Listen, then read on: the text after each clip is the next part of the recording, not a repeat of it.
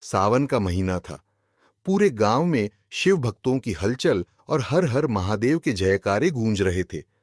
यह वह समय था जब हर कोई भोले बाबा की आराधना में लीन हो जाता था। शिव मंदिर के पुजारी पंडित हरिहर हर साल की तरह इस बार भी विशेष पूजा की तैयारी में जुटे थे। गांव के एक कोने में रहने वाला किशन बचपन से ही भोले बाबा का अनन्य भक्त था। सावन का महीना आते ही किशन का उत्साह चरम पर होता था। वह रोज सुबह जल्दी उठकर नदी में स्नान करता, फिर शिव मंदिर जाकर घंटों तक भोलेनाथ की पूजा अर्चना करता। इस बार किशन ने संकल्प लिया कि वह पूरे सावन महीने तक रोजाना कांवड़ यात्रा पर जाएगा। कांवड़ यात्रा के लिए हर रोज 20 किलोमीटर पैदल चलना आसान नहीं था, लेकिन किशन के लिए भोले बाबा की भक्ति ही उसकी शक्ति थी। कांवड़ यात्रा के दौरान एक दिन किशन को एक बूढ़े व्यक्ति मिला जो घायल अवस्था में सड़क के किनारे पड़ा था। किशन ने तुरंत अपनी यात्रा रोकी और उस बूढ़े व्यक्ति की सहायता की। उसने अपने कांवड़ के जल से उनके घाव धोए और अपनी रोटी उन्हें खिला दी।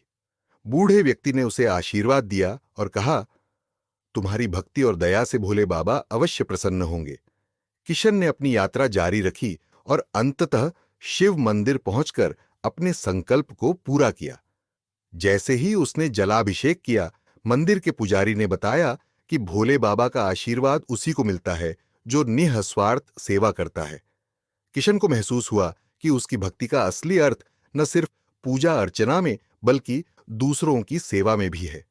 सावन का वह महीना किशन के लिए सिर्फ भक्ति का नहीं बल्कि करुणा और सेवा का संदेश भी लेकर आया। भोले बाबा के प्रति उसकी श्रद्धा और भी गहरी हो गई और उसने ठान लिया कि वह हमेशा निःस्वार्थ भाव से सबकी सेवा करेगा। किशन की यह कहानी पूरे गांव में फैल गई और सभी ने उससे प्रेरणा ली।